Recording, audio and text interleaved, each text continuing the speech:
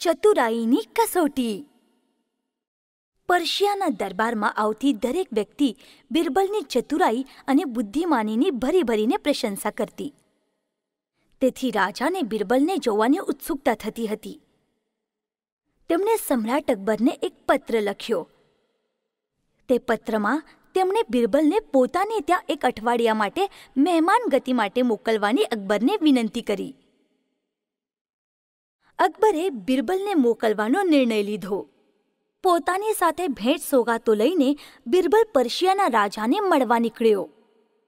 બિરબલનું સ્વાગત કરવા માટે પર્શિયાનો મંત્રી તેની સામે ગયો. અમારા દેશમાં આપનું સ્વાગત છે. જહાંપનાહ આપની આતુરતાથી રાહ જુએ છે. રાજમહેલમાં આવો. તે બંને દરબારમાં ગયા. પણ દરબારમાં પ્રવેશતા જ બિરબલને આશ્ચર્યનો આંચકો જ લાગ્યો. ત્યાં 6 એક સરખા સિંહાસનો પર આબેહૂબ એક સરખા દેખાતા માણસો બેઠા હતા.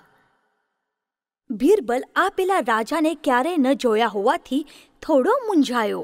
તેને સમજાયું નહીં કે આમાંથી ખરો રાજા કયો, પણ ક્ષણમાં જ પોતાને સંભાળીને તેણે ઝીણવટથી બધાનું નિરીક્ષણ કર્યું. થોડા સમય પછી વચ્ચે બેઠેલા એક માણસની દિશામાં બિરબલ સીધો ચાલતો ગયો અને તેને નમીને પ્રણામ કર્યું.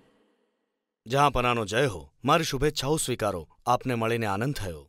પર્શિયાના રાજા શાહને આશ્ચર્યનો ધક્કો જ બેઠો. એ શી રીતે ઓળખ્યો તેનો એ વિચાર કરવા લાગ્યા. બિરબલ, આ પહેલાં તે મને ક્યારેય જોયો નથી. તોય કેવી રીતે ઓળખ્યો કે હું જ રાજા છું? જહાંપનાહ, શરૂઆતમાં ખરો રાજા કયો છે એ વિશે મને પણ મૂંઝવણ હતી. પણ મેં ચોકસાઈથી નિરીક્ષણ કર્યું.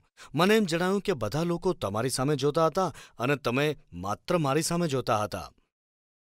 ત્યારે જ મને સમજાયું કે ખરા રાજા તો તમે જ છો. વાહ બિરબલ,